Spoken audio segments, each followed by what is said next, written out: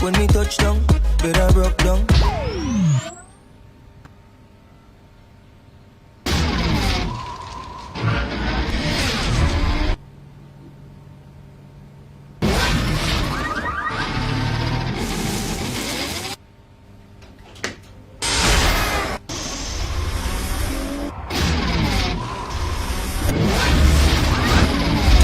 With Gamtel G-Fiber, now you can enjoy super fast internet in gigabytes. G-Fiber is affordable, stable, secured, and accessible to homes, businesses, and enterprises. With Gamtel G-Fiber, the future is speed.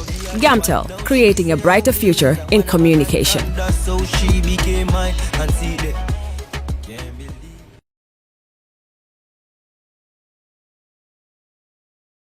All right. Honey, did you remind him that the last time he sent the money, it was not enough to buy all the provisions? Oh, sorry, I forgot to tell him. Are you guys talking about money transfer to buy provisions? Yes. But don't you know about Baluwo? Baluwo? Baluwo? What is Baluwo?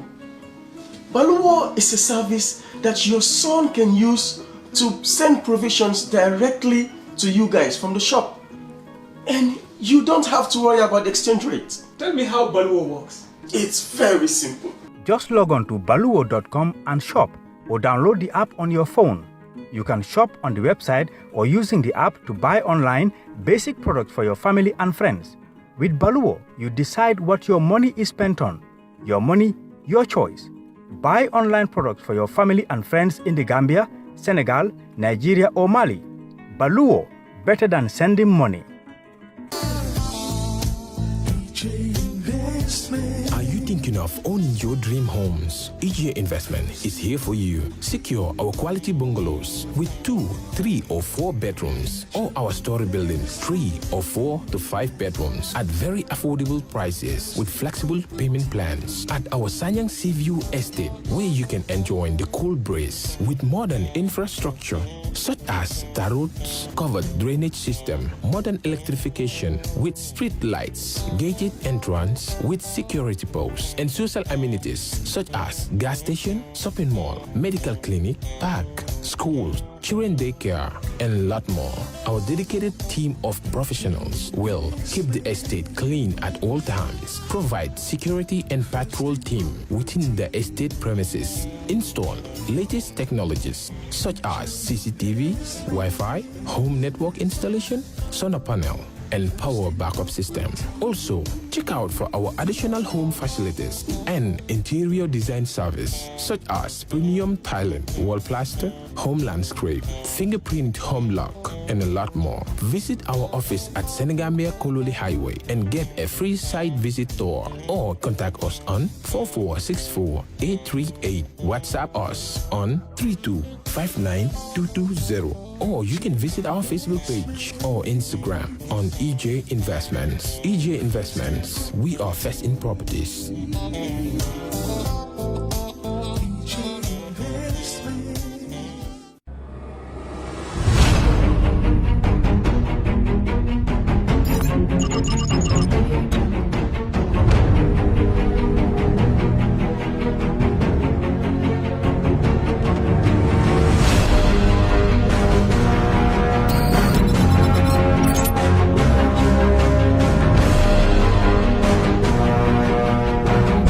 In communication, connectivity is everything.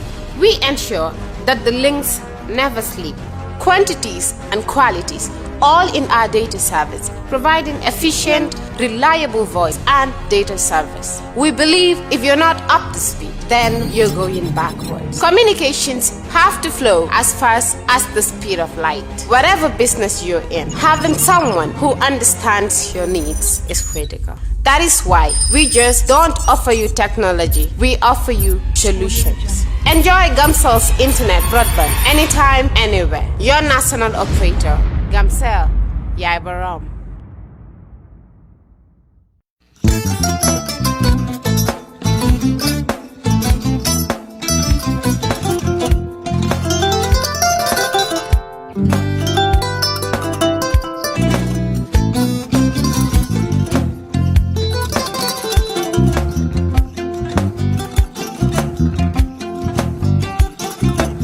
I get it. Mbijan aganyani. Albaka. Mbaka important. Yo, nga transfer la sto. Ya transfer la. Ha, code nyingi. Okay.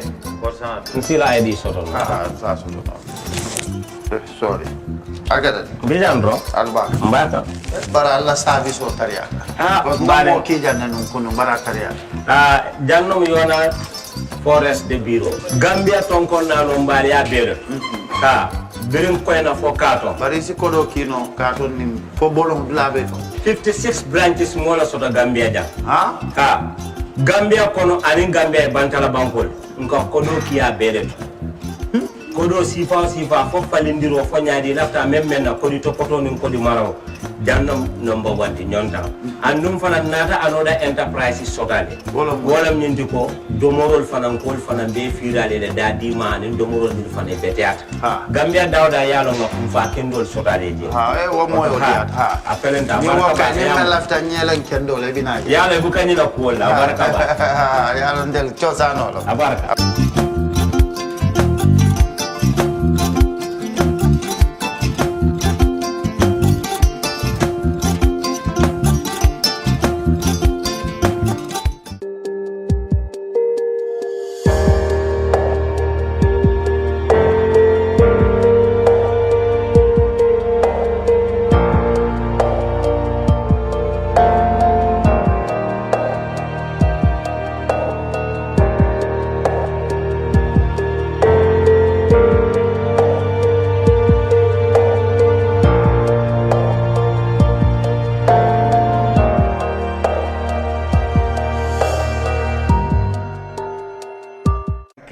I am Lamin Cham, and this week we will discuss the aftermath of the rejection by the National Assembly of the draft constitution. What has been lost, if anything, and was it right or justified that the bill has been killed? And what can now be done to put back on track the remainder of the Gambia's march, the much trumpeted path to democracy? And our second topic will be the currently being discussed Election Bill 2020 being validated by stakeholders at the moment, which the IEC. Now, with me in the studio to brainstorm on all this, on the far right there is Mustafa Dabo. He is a journalist. Sedmati Jao is an activist and also lecturer at the University of the Gambia for Political Science. I have lawyer Ibrahim Jallo, Esquire, if that is correct, former state counsel and now private legal practitioner at the Guardian Law Chambers. And Musa Ba is a teacher, writer, and commentator on many Gambian affairs. So, gentlemen, welcome to the brunch. Thank you. Thank you. Right, as I've started, these two topics are the matter before us now. Only a week ago, this matter was before the National Assembly, and we all had the upheavals that followed the dramatic rejection of this bill, really, which have been exercising the minds of Gambians since then and now, and perhaps maybe much, much later in the future. Mustafa, let me start by asking you, you have been following the debate religiously, and in fact, the drafting of the bill, and I'm sure you have a lot to give us by way of observation. Let me first ask you, what has been lost with this bill, if anything at all? And I think you must have been familiar with both sides of the argument. What was your position on the rejection of the bill? Well, first, let me tell you what some people at the ministry think. As the debate was happening and it was becoming clearer that this is going to be lost, I was talking to some guys at the Ministry of Ministry of Justice who participated in the formulation of our transitional agenda. And what he told me in the text message was that as some guy who had participated in the transitional agenda, I can tell you that the whole agenda, transitional agenda, hinges on this draft. That summarizes it for me. And this is the person who plays a key role in the formulation of the transitional agenda. So he or she told you that he believed, or he or she believed that the transitional agenda actually all hinged on that constitution. Yeah, but because there are a few things. For example, look at the 1997 Constitution. The 1997 Constitution, even in the preamble, if you read, even if you are not a lawyer, in fact, you need not be a lawyer to know that the 1997 Constitution is saying that we, the sovereign people of this country, have endorsed the coup. And probably by effect, a reasonable person would say, okay, we've endorsed a coup and this is part of our legal document. And this is the same coup that sets the motion for all the things that had happened later on. But that's the same issue we are investigating. But this is also a legal document that, aside from all those things, have also indemnified some people during the first days and first years of the junta, and people acting on behalf of the junta. But also the constitution that had been used to terrorize people, it has been weaponized against opponents. So there is a lot more thing, and in order for you to move, what happened here in 1994 right onwards to 2017 was made possible by a legal document. And if we are to summarize that legal environment that created 1994, sustained the terror and created it, it's the 1997 Constitution. So in other words, that's my view. A lot of people will think that's very pessimistic way of putting it, but that's mine. So according to you, Ken, 1997 is a non-starter, or it shouldn't even have been considered. Whatever had happened, they shouldn't have killed in 2020 Constitution bill. Well, the very fact that it's staying with the sovereign people endorsed a coup is a fraud. Absolutely. Okay. We've not endorsed the coup. I haven't. All right. And probably you haven't.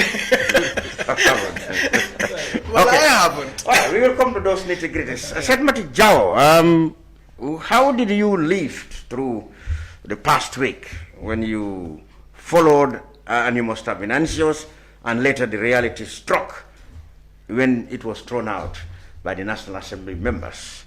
You have listened to both sides of the argument. How have you formed your judgment as to what had happened? Yeah, for me, I was really disappointed. Not disappointed because the bill was rejected, but the fact that they refused to talk. And for me, this has been my main issue. Who refused to talk? Yeah, like both sides. Okay. They refused to have bilaterals and even engage. Oh, But to every negotiate, time, you want? Yeah, Okay. because every time that a bill comes to the National Assembly, what is expected, especially, and look, we need to be very careful because this constitutional bill is not like any other bill. It is highly political because constitution making is a political process. Political process. And in that process, also, you need to talk about how do you negotiate power. He was here, he's not here. How do we move forward to a new Gambia? So the new Gambia need to be very clear to everyone. So what I saw is that some wanted to, because it wasn't clear to them, so they wanted to stay, and others they feel like it needed to go because of, like he said, this old constitution was a dictator's constitution, was that just the narrative, very narrative that created that problem. So for me, my issue was the fact that they refused to talk, listen to the population, and then talk and negotiate and discourse, fix the problem. For me, I see no issue. I really see no issue, and that's why I was really mad. I was really mad that they refused to give it a chance, so that people. Because even during the consultation, issues, tensions were high, Muslims here, Christians there, this one's there, that one there. So all those things, it was the responsibility of the political leadership to ensure that all these different narratives are brought together and then negotiated properly in the document. But they refused to do that. And for me, that is the reason why I'm so mad at these people. Okay, and you think that's probably what led to the killing of That's the what, document? of course. Like if you don't want to, because even the other camp, some people were saying that the entire blame should be that. See, if we are negotiating a document, if you want me to go to the second stage and you don't tell me, areas that you are willing to negotiate, or you keep saying that was bad, that was bad, that was bad, like you're not convincing me in any way. So the issue is, what do you want? What do I want? How can we reach a conclusion? It should be that. Politics is about compromise, but nobody in this country is willing to compromise on anything. And this must end. But there have been observations and perhaps criticisms that normally when a bill is presented in National Assembly, and I think I'll get Mr. Jalla on this, it is the executive who is generally more keen and concerned to push for the, for the enactment or the acceptance of that bill by Parliament. Now, critics said that the executive, the cabinet, the government in this case, was just actually, to put it in a sense, being hypocritical. I mean, they wished underneath that this bill fails. They didn't do much to push it to convince the National Assembly members because they had an agenda already, which was that they wished that this bill is not passed. Do you see any such things, Mr. Jallo? Thank you, Mr. Chang, for having me. On the issue of the drama that had happened at the National Assembly with regards to the passage of the drafted constitution, if you have a keen look at it from the inception, the constitution was destined to fail. If you look at the act that, first of all, constituted the commission itself, the Constitutional Reviews Commission Act 2017, it achieved two mandates to the commissioners. Like first to review, to draft, and that is section 6, to draft, sub 1.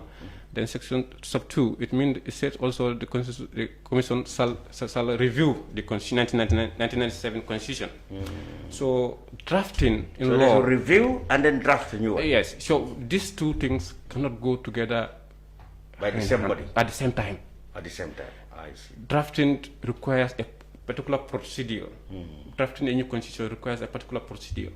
And reviewing the constitution also requires a procedure. Now, just to put it short, by drafting the constitution, we need what is called constituents or constitutional assembly, which is elected for the purpose of drafting a new constitution. If it is a review, as they are proposed to do now, then the commissioners will only look into the 1997 constitution and figure out the defects of it, and now go to the National Assembly for the purpose of amending those provisions that were reviewed. Do you understand? But what happened now, what the commissioners have done is to merge the two together and adapt the procedure of reviewing the constitution, which is not acceptable. But because drafting, the sovereignty of the Gambia rests on the people. It is the people who must draft this thing, and there must be a constituent assembly, which is elected by the people. Not constituent assembly is different from the National Assembly. Okay, yes, okay. Constituent assembly are people who are elected for the purpose of drafting a constitution. When that is done, then it will be presented for referendum. But for reviewing purposes, the commissioners will only review the provisions and remove out the bad ones, leave the good ones, for example. Then they will go to the National Assembly and request for an amendment. In that case, there must be attached a report explaining why certain those provisions that were excluded or are submitted for amendment should not be included. If you look at the... But let me tell you, what is the difference now? What led to the killing of the... Are you saying that the drafters of the bill should not be the same people who revised the constitution? No, what I'm saying is that the bill failed because if you look at the 1997 constitution, section 100 and section 101, it says that the National Assembly have a mandate and they cannot make certain things. The National Assembly, for example, cannot pass any bill that has a retrospective effect, that take away the acquired or accrued or vested rights of an individual. So if you look at the draft constitution, if you read section 100 and you read the Schedule 3, section 5, Schedule 3 of the transition provisions, it takes away the rights of certain people who are holding positions by virtue of a law that was already existing, that is 1999 Constitution. So this is the contention of the legislature, and it's understandable that, for example, when you section 100 says that the president shall hold office for 2 terms of the draft constitution, right? And that if you go to section 5 Section 5 of the draft constitution of the transition Schedule 3 of Schedule 3. There's a transition provision. Our power will be handed over using the new constitution. It says that the president's acquires right. The president's term shall start with during the time he was sworn in office. That he will serve it as a first term. That's what the draft. So that what the law is being made to operate from the 2016, the new constitution. That's the implication. But so now, if you look at it, I think the whole idea was to kill the 1997 constitution. Yes. And get in the new one. Yes. So why are you worried about something? The provisions in this one, which was about to die.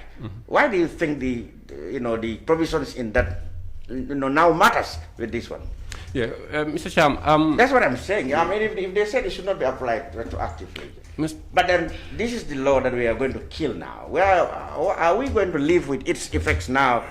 Should it guide us now in what we are going to do now? What I'm saying about retrospectivity in law, if you look at it, the doctrine of retrospectivity, it says that all existing rights should be preserved. Yes. Right? Yeah. If you acquire a right before when a law was existing, that law should be taken into consideration when a new law is being made to repeal the other one. It should not be denied of your qualifications, of your obligations, of your rights which you acquire previously. Now I understand. Yeah. So you are saying that notwithstanding, it doesn't mean that when we're going to have a new constitution, example, we say that from today, there has to be a new definition of citizens. Those who were living before, they cannot be said to be non-citizens. Exactly. Example. Yes, I understand. But now, wasn't it also the case that even if you had this constituent assembly or whatever modalities you are using, the politicians already have an entrenched position, their perception on the matter, in view of the fact that they favored Mr. X, Mr. Barrow, for those who support him or sympathize him in Parliament, or Mr. Dabo or other section of the opposition for those who supported him in Parliament? Was it not a simple case of, because we know of the cabinet, for example, have made it clear in a paper they submitted to the CRC that they definitely are opposed. They are not opposed to 2 terms. That must be clear. The cabinet said they are not opposed to 2 terms. But like what you said, applying it retroactively, they believe is discriminatory against the president who is sitting, in that case, Mr. Barrow. Yes. Since that was made clear, I mean, everybody knew that, how can then this executive really be keen on pushing this when actually they have already taken a position on it? Yes. Let me ask that to you. Yeah, thank you very much. And certainly, I think I agree totally with what said, that the engagement was not there. So they did not engage. But then, if you look at it generally, as Gambians, we came together and said that we wanted to change something. And that is this self-perpetuating rule. Exactly. That was from Jawara. He ruled for how many years? 3 decades. Jame 22 years. So the whole concept is that we want to end that type of rule. Exactly. Now, the best way to do that, like Mustafa said, the entire transition process hinges on drafting a new constitution. So this new constitution gives us that mechanism to ensure that we stop this longevity where someone will be there for 15, 20 years. And one of the ways that the CRC did was to say, okay, 2 terms. The 2 terms is general for everyone. So it's not only Barrow or Seth Mati or Mr. Cham, whoever, as a Gambian, you want to become a president, you can serve for only 2 terms. It doesn't matter whether you already started or you are newly starting or whatever. So I don't think that is discriminatory against Barrow. It is for everyone. So it applies to all people. Yes. So what do you make of it? His supporters said, I mean, he's relying on a law, or they're relying on a law, which said it shouldn't be applied retroactively. If that law is going to be considered and respected, then his term actually should start after the law has come into force and cannot count what he has already served. So that is the bone of contention. That's the bone of contention. Yeah. But then it comes down to the same thing. The thing is that he would have served for 10 years. Yes. So it doesn't matter when he started. So okay. I think they should have done everything possible, engage, dialogue, and, give and take, and then we arrive at a conclusion. It certainly is not worth rejecting this bill. And do you agree that, I mean, there may have been other things that the opponents of the draft bill have highlighted, but critics or observers have said that the only motivating factor in killing this is this bit we are talking about. When will the president's term start? Is that not true, Mustafa? Has it not been your observation? There might be other things, a lot of inadequacies they observe, but the principal thing that drove the killing of this blood is the consideration of what favors Mr. Barrow or favors Mr. Dabo or Mr. Kande. As a journalist, I think that this is one issue I am not objective about, and I need to say it. I am very pro-draft, and I have my reasons why. Because even GPU, we have issued, when I was there, I'm no longer GPU vice president anymore. We've issued our statement and we've said all the positive things this draft brought for us, and all the negative things it took away, including whistleblower protection. Can you believe it? It's in the draft.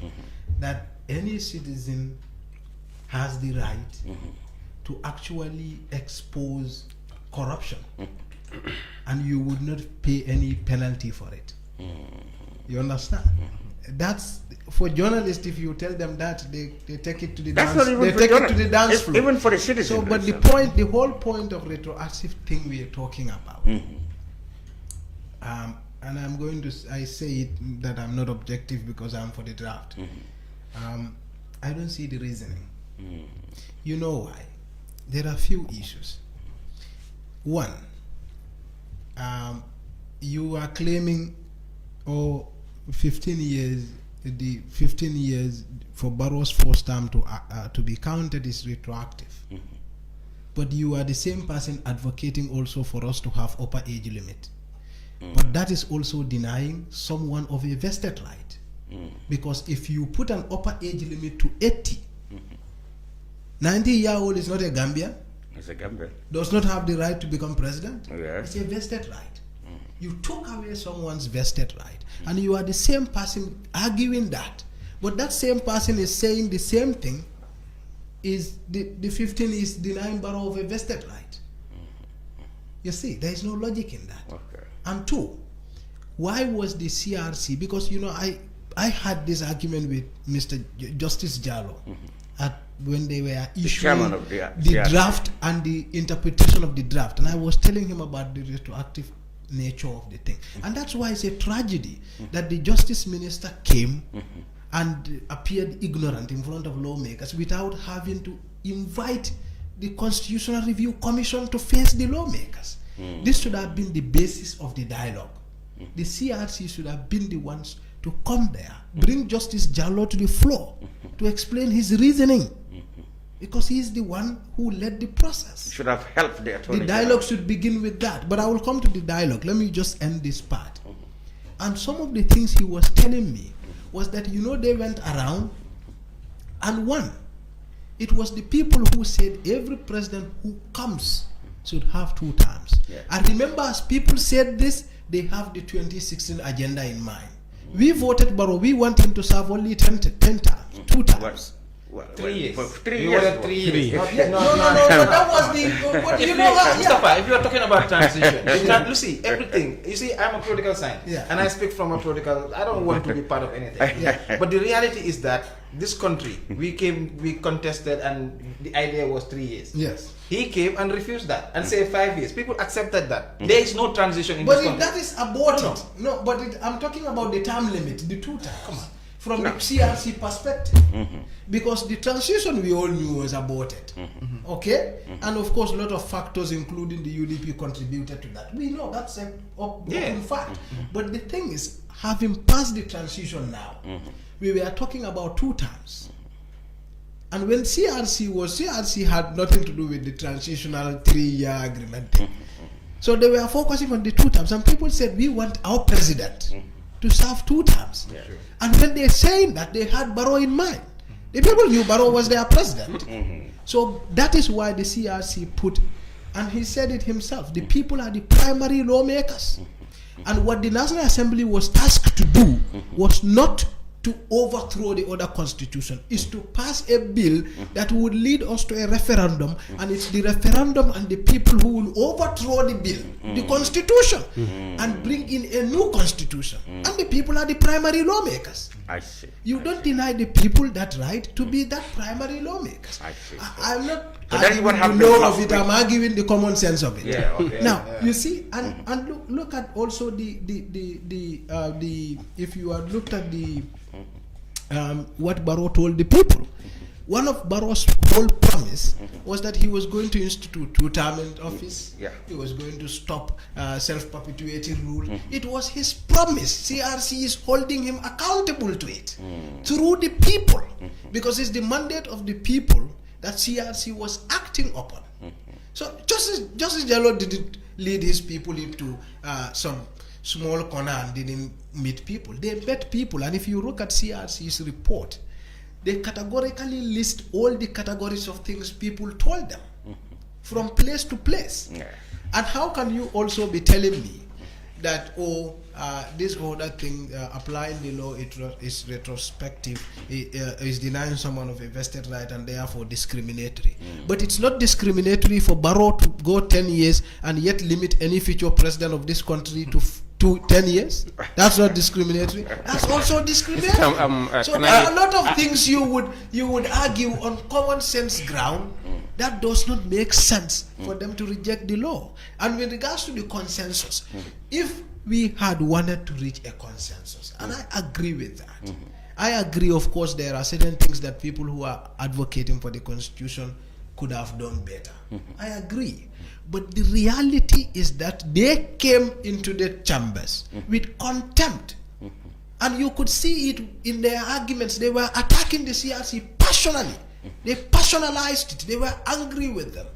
And they came premeditated. It's a premeditated murder. It's not manslaughter. Yes, they came prepared to do it. That is why we didn't take it to the third reading. Because if we had taken it to...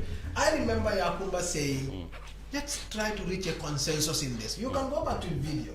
Let's try to reach a compromise on this. He used the word compromise. If they had wanted to reach a compromise, they would have taken it to the third reading. Because the Justice Minister, as badly as he had done on that chambers, he told them that I have seen no law that is barring National Assembly to edit any bill before them. So they knew they could edit it.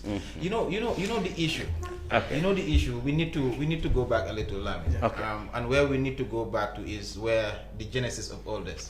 Because for me, I feel, and have written extensively on this, I feel that the transitions are. You see, transitions are either this way or that way. You know, you either work together and then move this way, or you don't work together, you're gonna go back to where you come from. And that's exactly what happened. Yes. And the biggest mistake, you know, I'm just gonna speak generally. And the biggest mistake we have committed, all of us, is the fact that when change came, we tried to exclude people. Push this one, push that one, push that one. And we are talking about a political document. The constitution is not like any other thing. It's a political document. Let's get that in the first place. And what happened in the National Assembly was a political process. It was entirely a political process. And people will like it or not like it, and that's what they did. It was nothing illegal for them to vote it down. We need to understand that. But what we need to understand is that the fact that a lot of people, even people that did not support this new government, wanted to see new thing. We did independent studies before, way before the CRC started work. When I remember when the CRC started, we've already did with the Afrobarometer, we already asked people what they wanted to see, because these were the promises that were made by the current government. I don't know whether it's coalition or whatever it is, but it was a promise that was made by them. And so we looked at these issues, and then we asked people what they think about that. And what people said, well, we want a new constitution, we want term limits, we want everything in that majoritarian system. They wanted that. When the draft was released also, IRI supported, and we went back to the people and asked them what do they think about the draft. And then people talk about that. They confirmed that they wanted, the presidential term limit to be 2 years, and that they said that even the current term should be part of that. But for me, these are contested issues. You know, both sides have arguments, and whether they base it in the legal issue or not, but we shouldn't be more focused on the legal, we should be more focused on the political. Why? Because it is issues of power. What is it that APRC want? What is it that NPP in the future want? What is it that NRP or even DOI, what do they want? And most of these political parties, they never came out publicly, openly to tell us exactly what they want. They keep quiet until this process. And I also blame ourselves because we also so trusting that we feel like the National Assembly will do the right thing. But at the end of the day, if we don't follow them, we don't say what we want. And people were trying to say, oh, will this favor me? Will not that not favor me? No, in fact, actually, it's basically the issue. At our end, let me get going. I think the CRC, the CRC did what they could. The CRC, like it's me. You sent me to do a job. I did the job. I brought it back to you. The CRC did not create themselves. They were created by Parliament. And they were appointed by the President. They did their job. They came back. And if you don't like what I did, fix it. You have the power to do that. I think I agree with you one point. We've all seen in the media the argument of the Christian Council on the exclusion or otherwise of the secularism. We had the Muslim leaders on the other hand who are saying they are arguing for or against it. Yes. The politicians, the political parties submitted their position paper and kept secret of it. I remember we had to use reporters to find them, and I think we even leaked one. We went, in the same process, we went for the cabinet's position and was able to get that, and we leaked it. If we had seen the UDP ones, the NRP ones, which they kept. It's only 3, according to the report, it's only 3 or 4 that submitted position paper, and they didn't tell people what they want. They didn't do anything, and so it's PDI, I remember UDP. I remember we tried, and I think if that is the only political parties have some outlet of one sort of the other, where they publicize their things. But none of them come forward to voluntarily share this information with the public when we would have known what their positions were, and probably, as said, they would have agreed to some compromise before this thing. What we know, and that is thanks to the journalists, we were able to leak that of the cabinets. So we saw that, and they were important for the people to know what their government is in fact thinking of. But if we had DOIs or UDP or GDCs, if there was any, we would have published it in the interest of the people. We would have known each other's position. That's about democracy. They only focus on winning. They only focus on winning. It should be clear. Mr. Yes. But don't you agree that lawyers draft laws, etc., like everyone else in the country, you come up with policy, but at the end of the day, it's the politicians or the political leadership that must show the goodwill and the willingness to apply these wishes of the people. Because at the end, because they have the authority by being elected to really do what the people want. Now, many people observe that what happened to this government, and this is just one thing, because there will be others, there will be other reform agendas that they will find themselves uncomfortable with. Because when these reforms have been established, the TRRC, the CRC, the security reform, and so many other reforms, the spirit of the country, including the new political leadership, was that this government that is going to preside over all these reforms was meant to be transitional. So they don't have any problems implementing them because, they have no interest, that immediately after this they are going to look for power. So they will have no problem in executing them up to the letter. But when this government found themselves interested in clinging onto power, then they found themselves running against the types of the very reforms that they themselves have put forward. Isn't that not the problem? Thank you, Mr. Cham. I think the lawyers that drafted this constitution is one of the best lawyers we have, some of the best lawyers we have in this country in drafting. Awasije Sabali, Janet Salla, we have them, are very competent. And I am not disputing the genuinity of the draft constitution. I'm telling you the process of going through it. I think the priorities were misplaced. And I also understand the grievances of the people who found themselves on the other side of the draft constitution. Exactly. For example, if you look at the draft constitution, section 86 and 82, sub 2, if you read together, you found out that they said that, disqualification powers of the president, for example, to pardon, disqualifications of a person to become president, for example, a convicted person of more than 12 years, imprisonment. Then if you look at section 92, they disconnected them. I believe that was this was attempted to enlighten us. If some in the draft that was killed, you said, or maybe in this one, it said that somebody cannot qualify to contest an election if he was prosecuted until it's 12 years after. No, it doesn't say. It mentioned about the period of time of imprisonment. If you are sentenced, there is a time limit which you will be in prison, for example, or sentenced. Okay.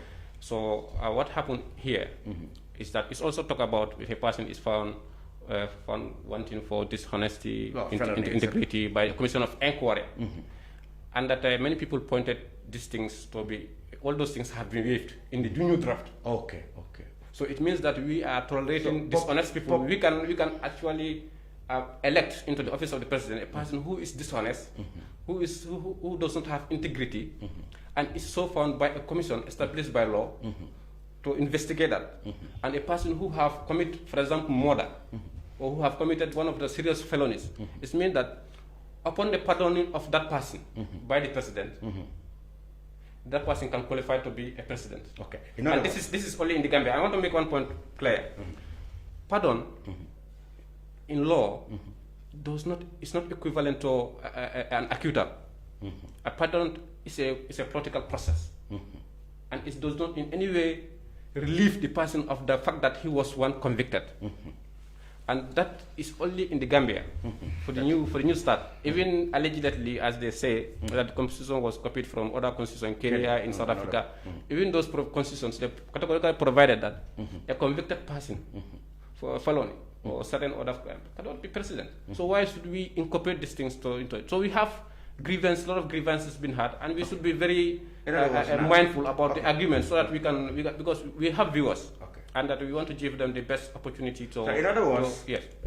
You were saying that another consideration or argument, whether people can consider it to be a political angle, that is, okay, for example, President Barrow and his supporters, sympathizers in the National Assembly felt that, okay, this new constitution is probably tailor-made to shoot or free people like lawyer Ousainou Darboe and others who might have been convicted. Not only him, who might have been convicted of one thing or the other. Oh, yes, because you know when it comes to law, it doesn't know whether you are political convict or criminal one. Law does just put everybody under one umbrella. So in other words, Mr. Barrow or his supporters might say, okay, this is tailor-made probably to make sure that Mr.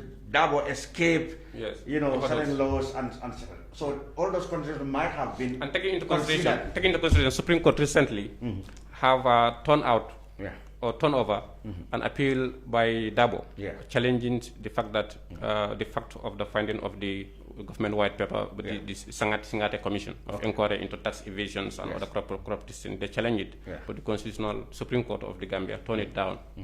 That have an implication that still at today, Darboe is still have a responsibility towards that commission's finding, right?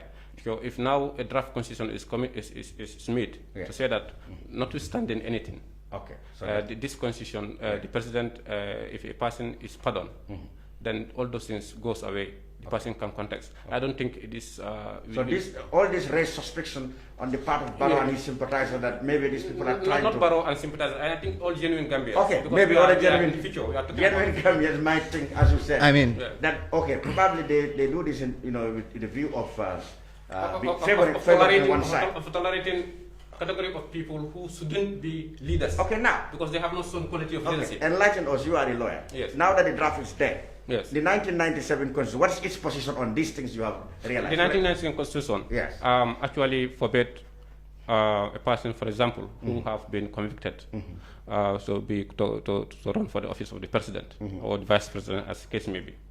So this new constitution have said that no, a person who have committed murder, for example, or felony or treason, if he is pardoned. You said unless he's pardoned. Yes. 1977 doesn't have that. Oh. No, 1997 does not say that if you are pardoned, you can be pardoned in 1997 constitution. The president have the right to pardon. Okay. But that pardon does not give you the power actually to become. You cannot contest because of mere pardon. But this new constitution is saying that if you are pardoned, despite the fact that the Supreme Court has convicted you of murder, for example, you can still contest. This new one what they're merely saying is that the pardon of the president can overturn a judgment of a court.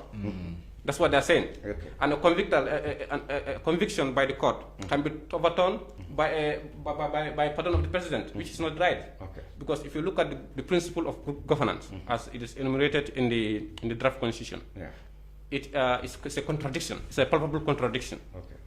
The independence of the judiciary cannot be interfered with by the executive. And the judiciary. A person who is acquitted, who is convicted, can only be acquitted by another court on appeal. Yes, that is the only process. So, as a concerned Gambian and as a person who as they said, this in the preamble, they said the constitution, the draft constitution, is made for prosperity. We shouldn't look at our present whatever we have, and forget that we are drafting this. We are passing this law for next generations to come in the future. Okay. And we must shape it properly. So you don't believe you admit perhaps. Well, you don't want to say Barrow and his supporters, but you want to believe that some critical Gambian thinkers may believe that, well, after all, this constitution, when we leave it to go, it might invite all kind of undesirable elements to be elected into credible people with credibility, questionable credibility might come to contest elections, and they will for example, Barrow can steal millions of dollars. And or any of his ministers, and that the party people will be convicted in court, and when they are convicted in court, Barrow said, "Okay, I pardon you." Vice President, you stole billions of dollars for your own personal use. I pardon you. You can go back to your office. But in the 1997, so we are encouraging. But it was under the 1997 constitution when he appointed people like Dabo, whom one might say in quotes have fallen into this category. He served as Vice President. Yeah, so there was nothing wrong with that at the time. No, it was wrong, and it was wrong, and particularly now it should not be. Lamin, it was wrong, as simple as that. Nothing else. It's as simple as that. You see, so now that's what I'm telling you. Yeah. It wasn't wrong. Everybody oversighted at the time. But now that Mr. Dabo and Mr. Barrow are not friends, one of them will rely on the loopholes. I think it was wrong, and I have written a piece in the Scholars paper challenging these things. All right, that's true. Yes. Okay, that's perfect. Since at that time you saw it was wrong. Yes. It wasn't wrong to them at the time, and they did it. Now, because they are not on the same party or the same political agenda. There are many wrong things. I know. One of them. That's what critics are saying. Yes, there are many wrong things. The political power play between these two should not cause us to lose the greater picture. See, that has been the argument. I totally agree with that. That's the issue now. And so the people have every justification to feel that they have been let down. I totally agree with that. That is exactly where I want to come. You see, I think we all know that there's no way that we can have a constitution that favors everyone, that everyone agrees with 100%. That's not possible. So, and Seth has said it. That is why we are saying that it is a political process, and therefore these engagements, negotiations, and taking something and giving something must be there. So we must have this political process where the opposing views, opposing sides can meet, discuss, and dialogue, and come up with something that is agreeable to all, although it will not be satisfactory to all, but it will be agreeable to all. That is what we are talking about. Yeah. So, and if we take it from that angle, certainly this draft constitution has problems. We agree it's not perfect, because a law is as perfect or imperfect as its makers, and we as human beings are not perfect. So therefore, those imperfections, negotiations could have been used to ensure that we come up with something that is agreeable to all, even though it will not be satisfactory. And this bill should have passed. So Mustafa, if you listen to Mr. Lawyer Jallo, and you look at his arguments, and you look at the contradictions that have happened, it just comes to what the people, the ordinary people, who might not be interested in Mr. Barrow's agenda or Mr. Dabo or Mr. Kande's agenda. They felt betrayed because the power play between those two people have now killed a document that would have really been the best document Gambians have in order to avoid self-perpetuation in power and one person very close to it, one of these two, said that they reduced the draft to a football match between Barrow and Dabo. Now let me come to where you, because you see. So the people who do not support those two football teams, how do you? Now you see. So they are not important. You see, this is the tragedy. you can't be advocating for the good, and in the process of advocating for the good also do the bad. Yeah. This does not make sense. I listened to a lawmaker who said during the debate that, well, we've brought someone there for appointment to be his appointment, and you throw it out of heat. It's as if you are saying, okay, because you do that, we also responding now. Yeah, now, but I just said that so that you understand the context I'm trying to give. Now, if, for example, the draft was going to make Dabo eligible to run, and Dabo should not be eligible, and that's the whole point. You see, there is no other person to be targeted. It's just eligibility versus ineligibility. Yes, one of them. it's just that. Okay, so now- if, for example, that's the situation, Yes. you see, CRC has gone through this tense political process. The Christians had a complaint that, oh, you see, 1997 Constitution didn't even bar the president from declaring a state religion. And Jambe did that, we see it. The CRC said, okay, with wisdom, okay, we may not put secular in the Constitution because Muslims don't like it. And if we put it there, it wouldn't pass at the referendum. We want this to pass.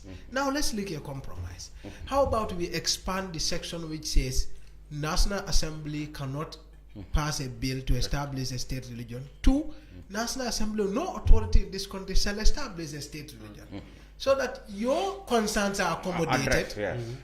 The Muslims' concerns are taken into accommodated. account. So CRC was within this tough political process, and we have to appreciate that pain.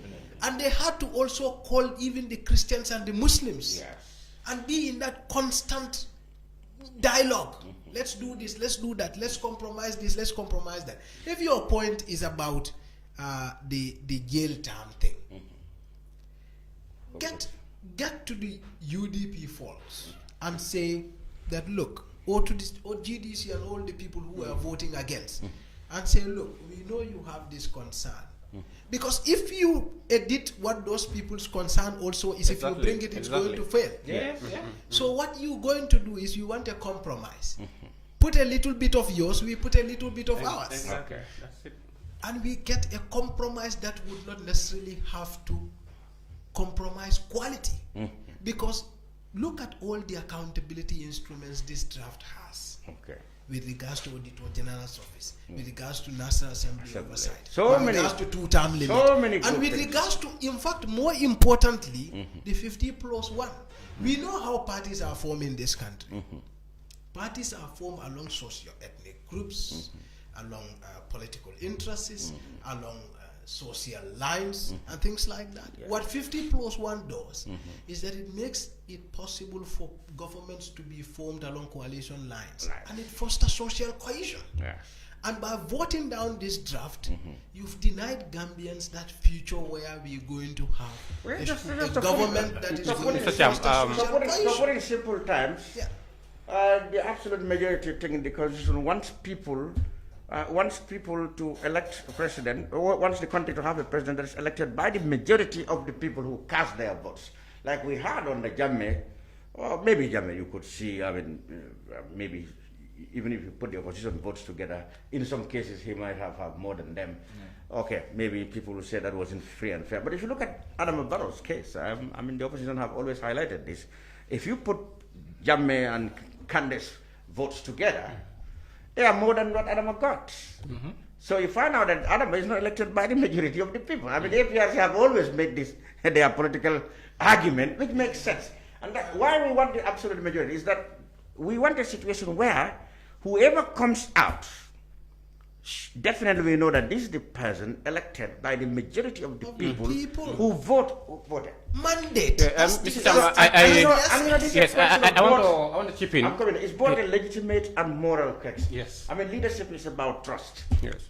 Even before elections, a president or prime minister can say, look, I don't feel there is trust. For example, what Mr. Dabo was saying. Okay, you may say Mr. Dabo maybe has a political ambition or something. But if a major policy failed, the government, for example, David Cameron, yes, when he was campaigning to become prime minister, he had this argument with the British people, perhaps we want to go on our way. So he said, okay, if you elect me, I'm going to allow you a say, I'll give you a referendum. But I don't really support us leaving. But then if you elect me, I will give you the opportunity. And when he was elected, he fulfilled his promise. That, okay, I'm the one who promised that I will give you a referendum to decide, but I don't support us going. When the referendum came, he campaigned for them to stay. But when the campaign to stay failed, he resigned. He said, look, I mean, you people don't trust me anymore because I was asking for this. Now, even before election, there's no trust. So leadership should be about trust. And Lamin, but the other issue is that in this country, we elect leaders and then we just leave them to go. You see, me, I don't just come and blame one group entirely. You see, everyone has a fault in anything. Even myself, I have a fault in that because one, I was part of those that were championing this change. But from the onset, I have said that change cannot be winner take all, especially when we say it is transition. It cannot be winner take all. You see, today people are saying, oh, APRC, we knew that they accepted and so it is okay. But even the denial, the failure for us to pass this new constitution, it's not in the favor of APRC. They think everybody thought like it was in their favor. It's never in any of their favor, especially now that they're in opposition. And this also shows that people do not trust the opposition in this country because they haven't been too active. They haven't educated the people. They didn't tell people anything. And the political parties, I have serious issues with them. They don't want to change. The people want to change, but political parties do not want to change. And they have to change. Because they have to. Mr. Cham. Yes. The problem of this I want to chip in about. I want to chip in about what my brothers have said here. Yeah. I beg to differ on the issue of compromising with political parties to pass a document, important document like constitution. Okay. We shouldn't take personal interest of a politician in order to enable us pass a law as important, which is a grown norm, law on which all other laws are based. What we should do, we shouldn't look at the like or the dislike of, for example, Barrow or Dabo or Kande or APRC, as the case may be.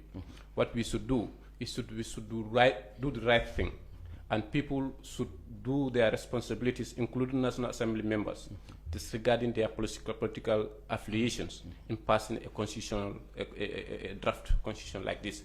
I agree in politics there is always a negotiation, but those negotiations, in national interest and national security, national safety, and all those principles should be the foundation upon which every other thing is discussed, not based on Dabo, we will allow you to contest, but like this, or Kande, we will take this from you and add it to this so that we can. I think that is a misplaced this thing. No, but he said that we should do that to safeguard the bigger. Yes, and we are not saying. But if you do that, if you do that, if you do that, we are doing it for a particular purpose. That is to save the bigger picture. No, the constitution. If you do that, if you, for example, allow culprits, people who have been found wanting by the law, and who have been, maybe it's a habit or something, murderers, treacherous persons, to be president. No, but if we continue to have those people in what about if we sanitize it and said, okay, except those who are on political prisoners, because everybody knew, okay, I mean the white supremacist government in South Africa considered Nelson Mandela as a terrorist, but the rest of the world believe he was a freedom fighter. Yeah. So there you go. I mean, these are the kind of things if they can meet and categorize. Yes, I agree. I agree that the terms can be edited. The wordings of the provisions can be edited. Yeah, that's what he's saying. But we shouldn't blindly say that, okay, because we want a particular document to be passed. Okay. I think the 1997 Constitution is having some defects, but it's not totally wrong. Okay, and now, yes, I mean, let me clarify here. And could have improved on that and maintain it. Let me clarify here. He's saying we endorsed a coup. Of course, we did endorse a coup. There was a referendum. There was a referendum in 1996. So it is the people who actually bring the law into effect. Can I say? Now listen, but listen carefully. That before that referendum, there were things that were changed by the powers that be. For example, the people have agreed through a consultation that the president should be at least 40 years. So we are going to see, I mean, we are There going was to, not even no, a listen, parliament. No, listen, Mr. Jallo, we are going to see similar pictures. I mean, Jammeh was keen to pass the constitution, but only when certain things were done. People told him that we want somebody who should be 40 years. He knew he wanted to go. He said no. He brought that to 30, because that year he was 30 years, 31 years or so. So many other things. Let me. You see, we shouldn't confuse anything. Okay. You see, for me, I cannot see any difference between the way Barrow is heading and the way Jammeh started. I see. Why? Jammeh. Yes, Jammeh was from the military. He was from a different elite. Yeah. You know, he came in and then we negotiated and we say, okay, we're going to be 4 years. We said, no, 2 years. It was the Consultative Assembly. You see, that time the constitution was overthrown. There was no law. It was a decree. So the process of transition also need to be decided by the political context. Okay. And what is our political... okay, at this point, we're joined by an Honorable Mai Fati, who is with us in the studio, surprisingly, and we want to have him in the studio to join in the conversation before we end this. Honorable Fati, you're welcome. Okay, we can go on. You understand? Yeah. So for us, for me, I don't understand what he's saying about Constituent Assembly. That was already the law is there. Okay. And then we followed the law. We accepted those laws that we wanted to change those things. Okay. So the way we designed our process, it was entirely ours. Okay. And then we accepted that. Yeah. We accepted, okay, the president has the power to appoint commissioners. We have given you that power. Appoint commissioners. But then in that process, civil society representatives were there. That's the Constitutive Assembly that you're talking about. Okay. Civil society had their own people, and then they send those people there. You're talking about Tunisia, for instance. They had the quartet. It was mostly civil society that led the entire process. Okay. You know, so the country must decide on those things. For us, when we were coming, the 1997 Constitution is there. That's why I said we cannot exclude people. The 1997 Constitution protected certain groups' interests, and in order to move ahead, we need to also consider those interests. And otherwise, saying, blaming this, pushing that, it's not the way forward. And also, I was going to add that a friend of mine just sent me a screenshot of the 1997 Constitution, which was talking about what he's just talked about. And it appears that the conviction of Dabo actually does not bar him from contesting. Yes. Okay, can you explain why? Mr. Jallo, explain why. So you will tell us why. That the limitations are that he must have been holding a public office at that time. Okay. And that's a key factor in the whole process.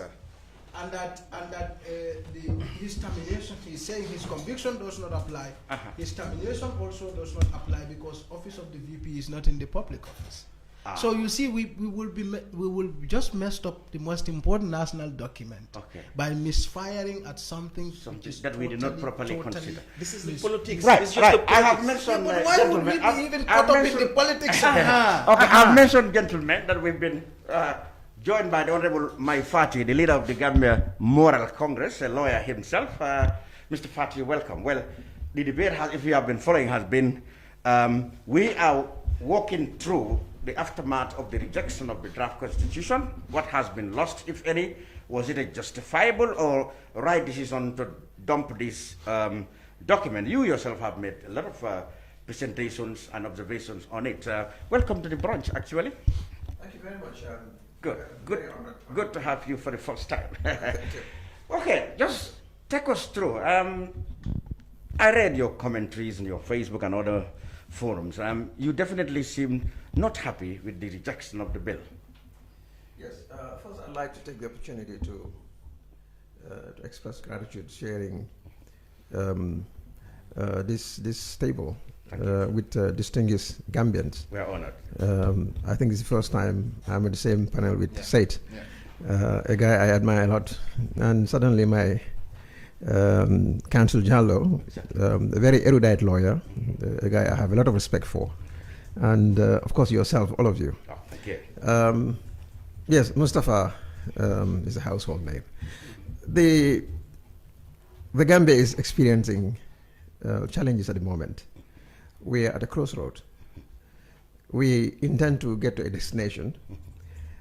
We have moved away from our original destination, but we have not reached where we're going. So we are in the woods. The challenge that we need to resolve is how do we regain our bearing as a nation, get on proper track in accordance with the overwhelming majority the wishes of the overwhelming majority of our people. We gave ourselves a task, a national task. Constitution building was not just meant for the members of parliament. It was a process, an endeavor that would launch this country into the next trajectory, next republic. And so, for my history, for me, my experience, because I went to school, my political consciousness began during the Jawara era. So I witnessed what happened in the First Republic, because I was a very active participant during that period. I was a student union leader, and I had organized a lot of student demonstrations then. And I was also active in the media, available media at the time, you know, The Nation and Data Hydra and so forth. So I was politically alive. Not only alive, I was an active participant as a young student. So I knew what happened at the time. And Yahya Jammeh's time, we were among the leaders, you know, in order to end the situation. So I have seen what happened in terms of human rights and all the political situation in the Jawara era, the Jammeh era, and now I was of course, I'm one of the protagonists that brought about the Barrow administration. Having said all this, the desire of Gambians is to move forward now. And we gave ourselves a draft that throughout my life, from the Jawara time to date, I did not witness 1970. I couldn't say anything about 70. Yeah, but we read the history of 1970, how it came about until you know, Jawara previously had to resign and came back again. So 2020, the draft we have, had gone through the most intensive consultative process ever in the history of this country, ever. It was a time when every sector, every segment of the society were consulted. The TRC, the CRC, to their credit, went everywhere, all over the country. Even my village, you know, my village, they call Sleeping Village in Woolies, participated. And I could see my uncle standing up and talking, you know, under the tree. A man who's never sat on a bench but was really vivacious that we want a new constitution. This is how we want our president to be. We want our civil servants to be like this. And they were giving out their opinion. These were reflected in a report, which must be read together with the constitution. It's the draft. So this was a people's draft. It did not represent the views of every single person in the draft, but everybody had a chance to be consulted. At least communities that represent people were consulted. So we have this draft now, and the draft was thrown out of the window. This is really, for me, I am yet to recover from this. It's a shock. So what do you think now, with this down now, what can we do to rejoin the trajectory that, you know, we everybody, like you said, wanted the government to take, or the country to take, to go back to the glory that we envisage in terms of democracy? Yes, I think the draft was defeated on very myopic principles. You talk about Section 100, which is what they call has some retroactive effect. Then you talk about the excessive powers of Parliament by through a diminution of the powers of the presidency. And then, you know, so forth. These are, you talked about the judicial independence, well, the remuneration packet for judges. And some of them are saying that even parliamentarians should have drivers and so forth. Okay. So these were all personal objectives. These were all personal views, personal positions. Okay. They have really very little to do with the country, because I disagree with the Section 100 part of it. Okay. I mean, this is not a forum to argue that, but I can give some basic principles why I would disagree with the law. Do so. If you look at Section 100, you see it talks about vested and, you know, rights that you know, acquired rights. When does a right becomes vested, and when does a right becomes acquired? These are the two fundamental questions. Okay. Whose acquired right has been violated here when we talk about it in the first place?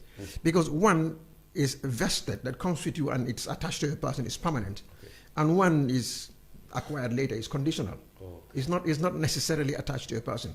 My right as a Gambian citizen, that is a vested right. Vested right. Yes, and I have a right at a certain age to vote. Yeah. I am a Gambian. It's my vested right. Okay.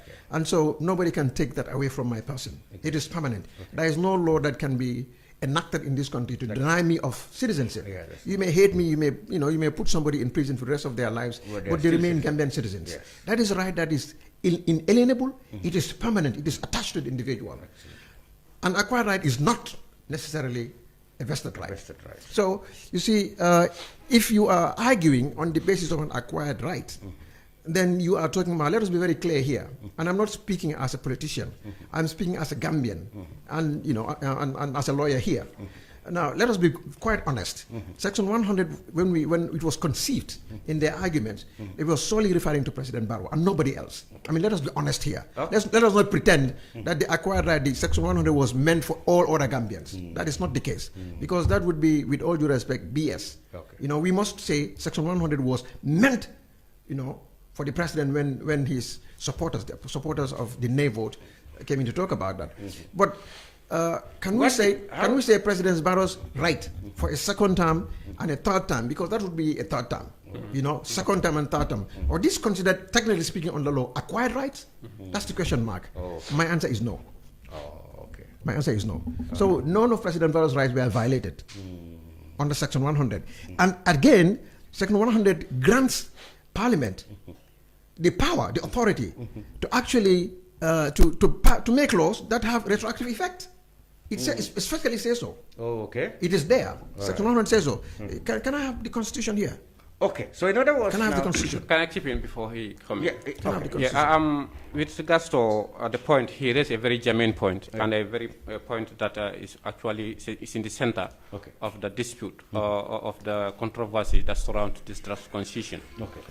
If you look at, there are decisions that have been made by the Supreme Court, and that most of the lawyers who are in the commission, who are commissioners, were in fact partook in that matter. The case of Sabali and the Attorney General, the case of Seth Boy and Bande and others. That's right. The Supreme Court defined an acquired right as a right that is acquired under an existing law before it was repealed.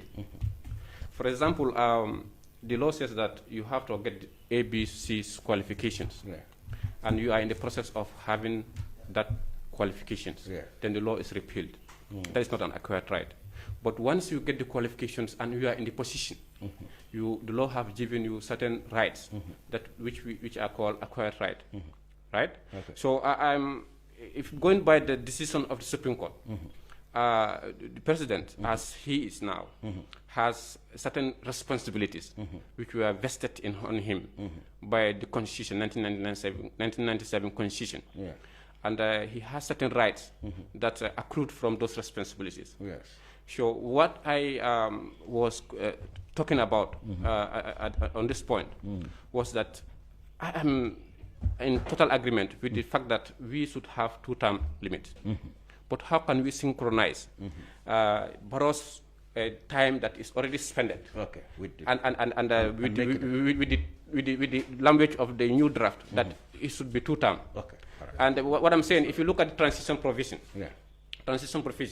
it says that actually Barrow, his term is going to start from the time, for the first time he already served. He is already currently serving. It's already, by the So time it the means that he referendum... can only contest for the 2021, and that's all. Yeah. So he is saying that, looking at the principle of the principle that are set by the law and the principles of the case law, you can no help but to say that he has an agreement that is worth of consideration. Okay. Now, if morally, of course, legally, and no, morally. legally, not morally. No, morally. We know that the whole country said two terms. Yes. What would motivate Mr. Barrow, apart from self-perpetuation interest, to arrive at a loophole in law, technically, to extend his term to three? It would have been 3 terms. When everybody is thinking, including himself, before he come to power, that it's only going to be 2 terms.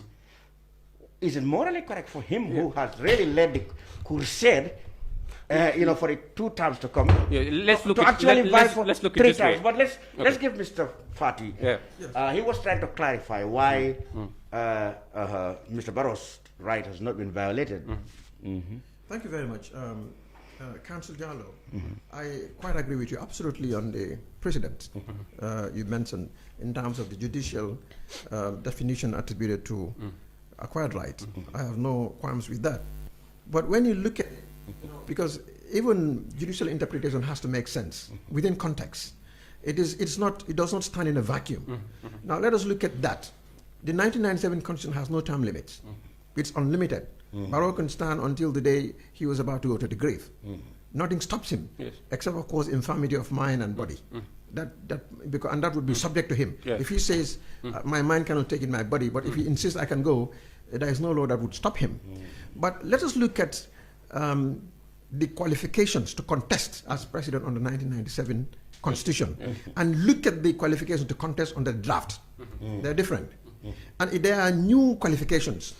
And some of these qualifications are not contained in 1997. And there are politicians, aspiring politicians, members of parliament and others, who may want to aspire to contest. Let me come under the 1990, under the draft. And some of the qualifications that were to be required under the new draft would have disentitled them to contest under the new draft, because the 1997 could have made it easier for them. The new draft made it more difficult for them. But as citizens who had that qualification are now stopped from moving further. Now, if you look at that, then you can say hundreds and thousands of Gambians could come out to say my acquired right have been violated. Are you seeing the point? Now that is one part. That is one part. So there, the interpretation on acquired actually has to be seen in a broader context, and not just limited to that. Now, if you that is one. Secondly, Section 108C, 2C, talks about the power of Parliament to make laws that have retroactive effect. That is there. That's what we're talking about. So Parliament, subject there to only, that is 2A and B, Parliament can pass bills designed to have retroactive effect. It's already in this new draft. It is in the old draft, 1997. 1997. Yes, it says they can make. They can make it. Yeah, they can make laws that have retroactive effect. So that means this argument of that, to say that the president's term should start now, they have no right to do that, because that would be retroactive. Is definitely nonsense. Yeah, yes. And secondly, the Constitution, if we were to pass the referendum test, because the law is what a constitutional law, particularly a constitution, the law contained in the Constitution is what the people say it is. Now, if the Constitution itself provides that the current term of the president should be deemed a term, then it is not unlawful. Pure. It is correct, it is legal, and there is absolutely nothing wrong with it. Now, and Gambians can equally say President Barrow is barred from contesting again in the new constitution, in a draft. That will be purely legal if it is contained in the constitution. He can go to court and say, look, my rights have been violated, because you have to have a superior law, a law that is superior to what is contained in the constitution. So the draft saying that his term should be deemed part of the term in itself would have been law. If it was allowed to go to the next stage, referendum, there would be no ambiguity, no inconsistency, and no contradiction. So in other words, Mr. Cham, just 1 minute. Yes. Just 1 minute, because to clarify my point. Okay. Mr. Honorable Fati, a very respected person. I thank you so much. Actually, the student have been thrown into a courtroom. Not really. But just to clarify this point. Just 1 point.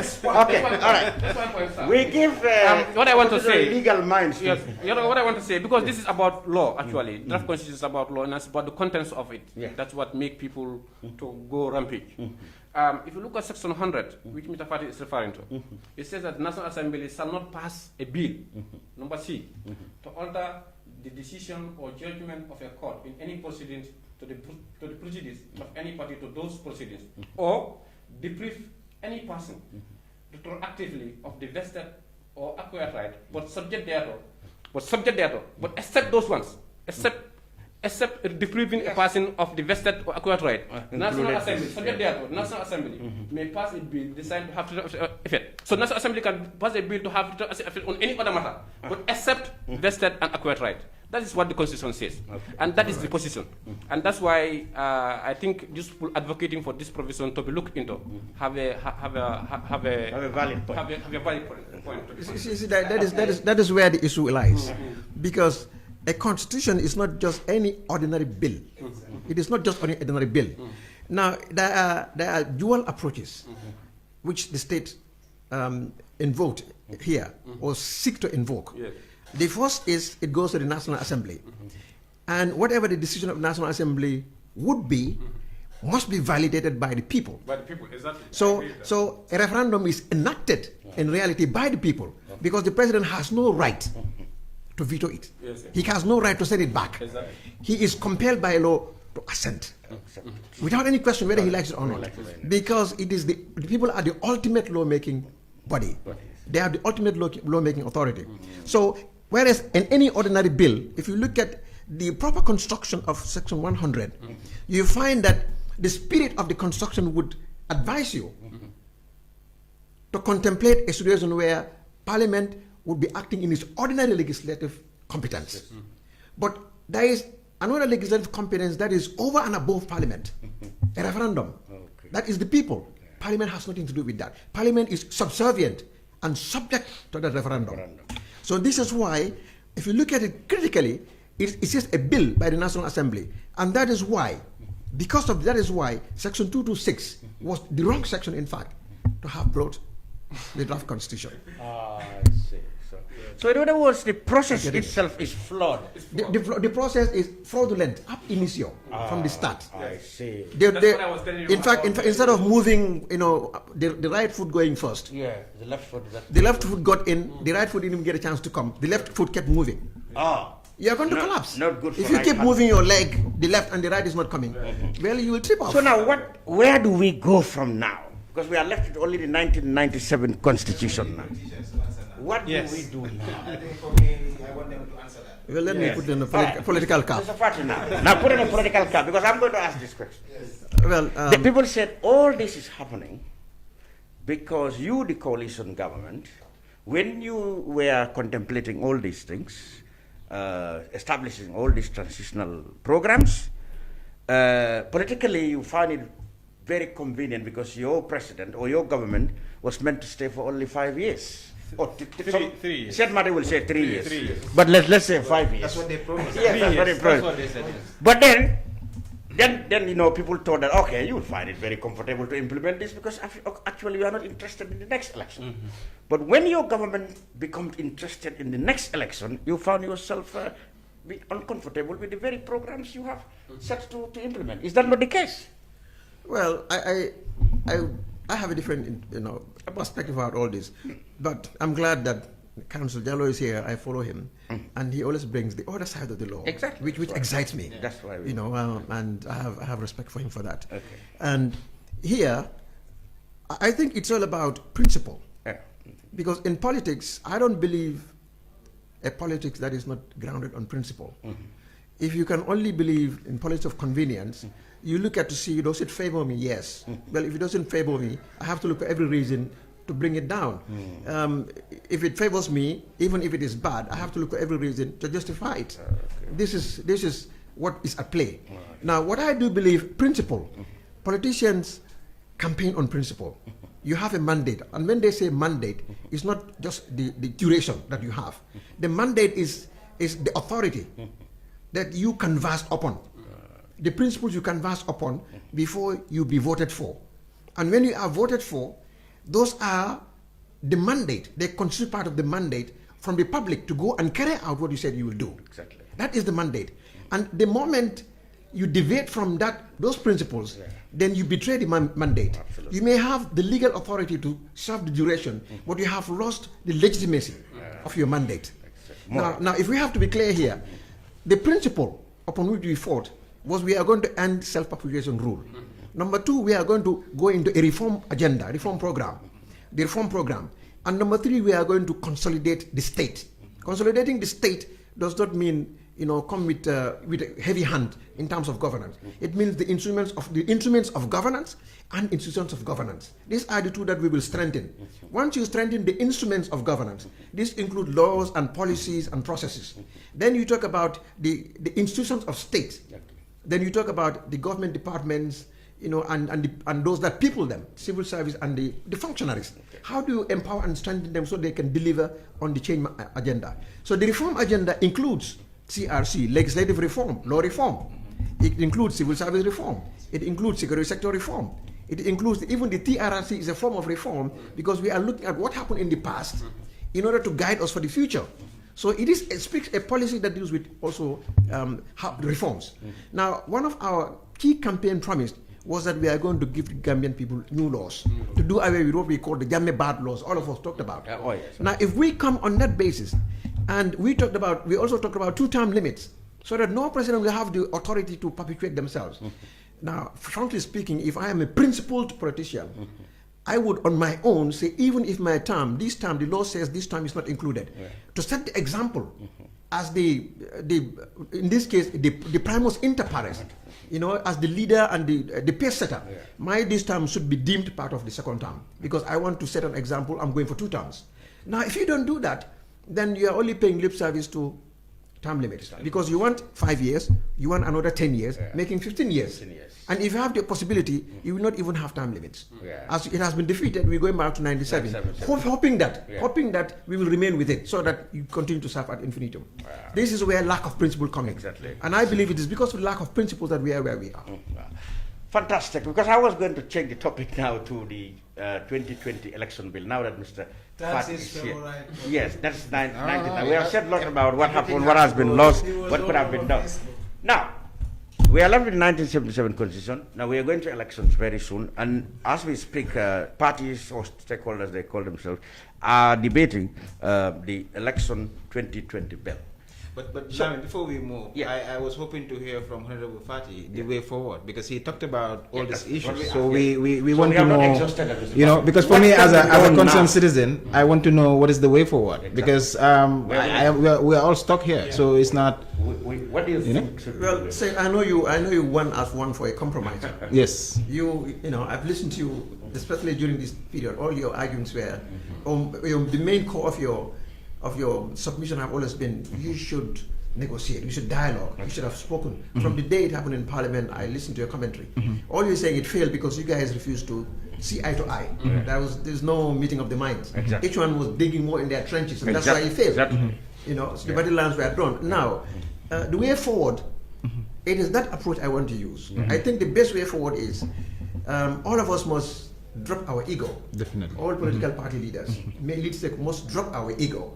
We must forget our personal political ambitions, and then look at the precarious situation of the country today, and come together, from the president right down to all of us, and sit down and say, look, here we are at a stalemate. You guys can't push on without us. We can't push on without you. Definitely. Can we talk about something sensible? 2020 is here. Let us sit down and lock ourselves in this room, without which nobody should get out. And I would urge the president to take the lead. I would urge the president to invite the political party lead stakeholders to a national consultation on the way forward. Now that when we get to that room, and we all discuss this passionately, I believe at the end of the day, as Gambians and people who know each other, forgetting all the baggage we have, I think we will get to a compromise. I think that is the way forward. Yes. Fantastic. And civil society and others should not be forgotten. Yes, we all should be involved. Thank you, sir. That's the central message. Now, very quickly, because we are wrapping up, the election 2020 bill. Setmati, you've been following the debate as an observer or as I don't know. As a key stakeholder, because I was there to influence. Okay. I'm very transparent with my. Now, within the last day or two, we've been hearing another matter that's going to be potentially controversial. That is, in the bill, it is there. There was a provision which is describing how the methods of election that the presiding officer or election officers are accompanied with polling agents to a counting center, etc. Something that we have forgotten in the 2026 election when the spot counting was introduced. Why do we still have that? Or this was just a preamble? It's just the fear and the noise. But it's acceptable. But for us, I think those issues were raised, and the consultation was led by the Ministry of Justice, the Solicitor General. He was amazing. I as a person, I was not there to observe. I was there to influence. What was his response when you? Those are issues that are there. So the counting on the spot would be there. That is part of things that has strengthened our democracy, and anything that has to strengthen our democracy, we have to maintain those things. But the other aspect of the bill, election bill, was the fact that it was already designed anticipating that there will be a new constitution. So some of the provisions were around that, and that's why I think it was when that one failed, it was urgent that it has to be revalidated, and people will continue to do the validation. But then issue of counting on the spot, I even asked that question and they told me it was there. So I'm not legal, so if the legal people feel it is not there also, they can tell us, but I feel that it is there, and that was what we agreed, that counting on the spot must be there. So why did this? You see, people are using the old. You see, when you validate, yes, they bring in the old one. Okay. And but that section that they're talking about, I think talks about the issue of transporting the ballots after. Because you see, our process, for me, and I at some point, long time ago, I've argued with Honorable Fati that I trust our process. The only part that I think we need to cut off is the issue of registration and whether you use certificate, and that's where the cheating, most of the cheating comes in. But when voting is done, usually you have your representative, you have everything. Everything is clear. Transportation of vote. After for me, the way I looked at it is after counting is done. And the results. Yes, because at the end of the day, they have to take it to they call it collation center. Yes, and if we were looking at moving, because he argued, and we have a difference in that. He argued for, and most of political parties, they arguing for ballot papers, and some of us we want to maintain and trying to improve, but then we understand the logistical challenges and all those things. But for me, I've always said, what are the people saying about these issues? Because at the end of the day, we are the beneficiary. If we are the primary beneficiary, we also must have stake in the decision-making process. So the document is the old document, and then there is validation. There are a lot of things that and the interesting part, for the first time, and I mentioned, I've attended many and I've organized some where I'll just go and present and people tell me what they think. But here we did line-by-line validation. Line by line. But for me, I have all this crime of wolf, this is just it's the National Assembly to decide. For us, we just influence, and it is the National Assembly that will decide. And this one is not just like the Constitution; it's different. And here, for me, I feel everybody wants democracy and very elections. quickly, your last word on the if you have followed the election bill. Very quickly. The election bill is important to review it, because the previous bill law that was there has led us to many unfortunate situations. If you look at particularly what happened just after the aftermath of the election of the 2016 election, we see that due to lack of transparency in the process, we have election results being announced several times, maybe more than one time, and that I was privileged. Is it mistake or a genuine mistake or I don't want to believe it is a mistake. I want to believe. Well, many people believe it was a genuine mistake. Yes, because why I'm saying this thing, I happen to be a junior to the lawyer who instituted the election petition before the Supreme Court, challenging the whole election result, although it was terminated shortly because he withdrew himself. Yes, which was withdrawn. I had confidential information about what documents were presented to the IEC and what come out, and I don't. By looking at if there was transparency and caution, most of these things would have been avoided, and it nearly led us to a situation of no return. So you believe those things should be? Yes, I think that's about transparency. Whatever they put about counting on the spot, I agree, and that makes sure so that people who have possession of the votes of the people should be scrutinized and should be checked at all times. Mr. Ba. Yes, I think I'm going to just talk more about the way forward instead of, and the way forward. I agree totally with Honorable Fati. Dialogue is the most, and Seth has been pressing this button since we started. I think it's about dialogue, because there's no way we are going to agree 100% on something. It is just not possible. And that is what politics is about. You dialogue, and then you come up with a compromise that is agreeable to all, even if it is not satisfactory. And that, I think, is what we should do now, starting from the president, of course, to the political parties. But the political parties have a lot of work to do in this country. I think there's a lot of things that they need to do. Very quickly. Since they've talked about dialogue, I was going to add a little more on because I think that the side that is against it only needs to be open to the Constitution. If you have a preconceived mind towards something, you don't see it. It's there. The Constitution favors even the president. It's there. It favors everybody. Who has who can tell me that if he goes into an election with simple majority, he is going to win? It may Who knows he whether may he'll lose. win in 2021? Yeah. So all this debate would have been. And mind you, well, you Gambia know, brought the 2015 electoral reforms. We were here, and he put on the spot counting as a spill in a sugar coating, thinking, "Oh, I've killed them." Yeah. But he was killing himself. It became more 2015 electoral amendment, when Jambia brought it, he thought, and this Argentinian leaders, military former Argentinian leader says, for my friends, like law for my enemies. Like you create a law to destroy your enemies. And then it comes but to yeah, yourself. but sometimes that law can also destroy you. Good. Only more reason people were crying when they saw something like transporting ballot. They interpreted that to mean that the sport count. Because also, it was you look at the strength a particular executive can push anything through the National Assembly. Unless he has a compromise, there is nothing Barrow can put through this National Assembly. Unless he able to get a compromise. Okay. There is nothing. Last word, Honorable Fati, you were at the election bill 2020. People came out with this anxiety that, wow, are they not going to change things like the sport count, which was a cardinal principle in our electoral reforms? Finally, very quickly. Thank you very much. Crying wolf. Thank you. I can assure you that 2021 election is going to be fought on a law that will permit on the spot counting. On the spot counting is not going away under any circumstances.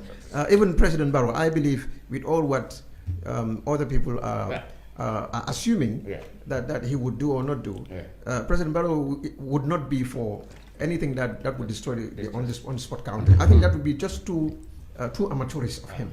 You know, but finally, I just want to say this. You see the fairness of an election is not determined on election day. You know, it is the processes, that leads towards that election that determines, There's registration, etc. that determines the fairness of the results. If the processes leading towards an election are not free and fraudulent, the results cannot be considered good. So here, I think what this country in the long term, medium to long term, should look at purely is all about the foundation documents, the documents that would entitle you to get our national ID card, because the national ID card will entitle you to a voter's card. Now, if that process is not sanitized, then we will have a lot of problems with getting a real Gambian election, an election fully determined by. And I guess those are the debates going on with this validation. Yes. Fantastic. All right. There you have it. This has been the brunch on Kerfatu. We had the special topic on the draft constitution and election bill. Mustafa Dabo, journalist. Seth Matijao, political science lecturer at the University of the Gambia. Ibrahim Jallo Esquire, lawyer, now a former state prosecutor, state counsel, now a lawyer at Guardian Law Chambers. Musaba is the scribbler. He writes on everything and is also a teacher. The Honorable Mai Fati, of course, the leader of the Gambia Moral Congress. That's why he's always mad when things immoral are about to happen. So to all of you, thank you very much for being with us. And if you missed this program and have been told by a friend, you can find us on YouTube. Just Google YouTube, The Brunch, you'll find us there. Until we come your way again, this has been Lavin Cham. I wish you have a great weekend. Thank you.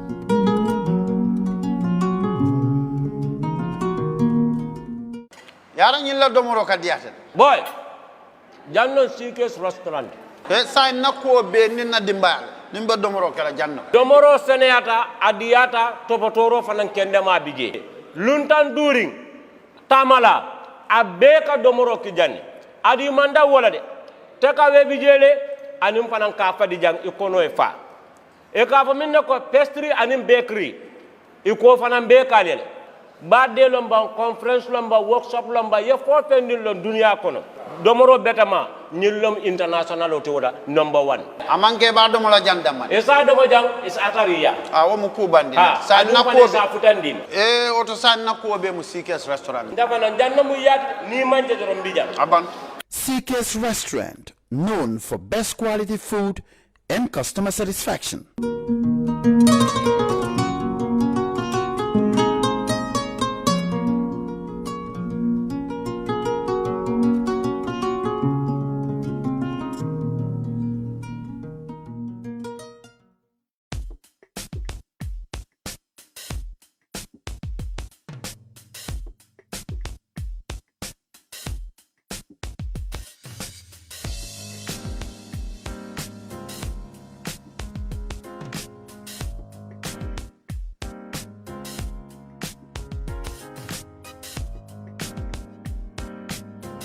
Miss B Designer Outlet is the #1 quality and affordable stop shop for all your needs.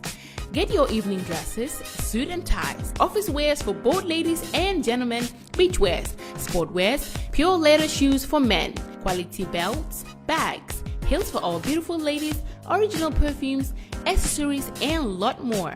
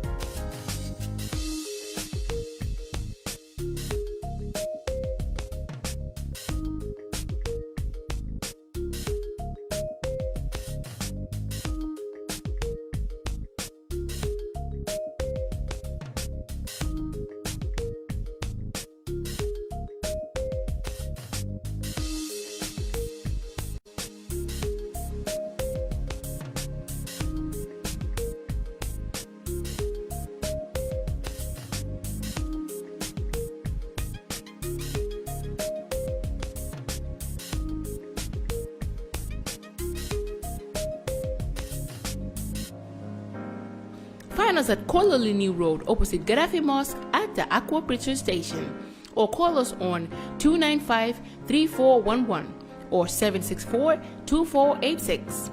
Miss B Designer Outlet. Shop right, look good.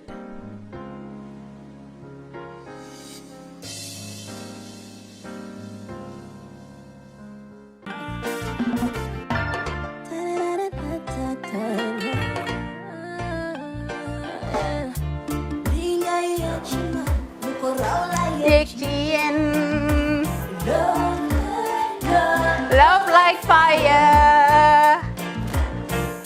Wow.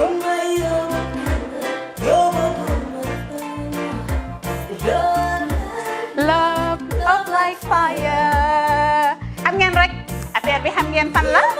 skincare la 2020 lañ wax de waaw fii nag mooy kër fan kër zero tache perfect skincare saa su ne rek niñ ko dee defee rek loo lañ soxlaati rek maanaam bu dee am problème ci seen skin yéen xam ngeen fan la fii ngeen di ñëw suma xarit yeeg am di jàmm yi nga xam ne taas daf lañ sonaloon xam nga doon xeesal ba laka xum éneew ma lañ ko nag waaye just in case comme ni ko gars yi di waxee rek en cas just in case loolu xew xam ngeen fi ngeen di ñëw skincare plus si yu baax rek la ñoo dox nag ay baax rek fu ne la ñoo dem ci réew mi di lañ indi